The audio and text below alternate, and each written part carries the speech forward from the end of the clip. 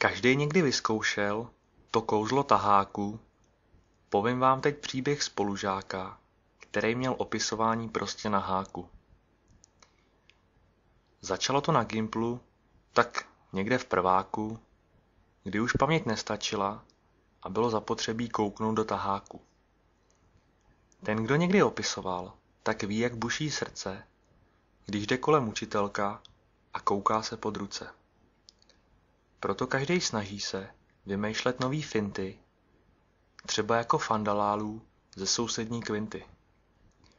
Říká se, že tak dlouho se chodí se džbánem provodu, až mu ucho upadne. Ale kdo se na to připraví, tak tomu to vždycky dobře dopadne. A tak když se schylovalo k upadnutí ucha, zachoval si jako vždycky Fanda střízlivýho ducha. Učitelku přivábil jak správnej jelen laně, tím, že začal nápadně čumět na svý dlaně. Učitelka postřehla, že se tam něco děje, vydává se k Fandovi a v duchu se směje. Na Fandu hned spustí pruce. Ukaž mi, co to máš v ruce. Neukážu. Tak snad mám na to právo. Fanda zvedl ruce a v jedné dlani měl napsaný nečum a v druhý krávo.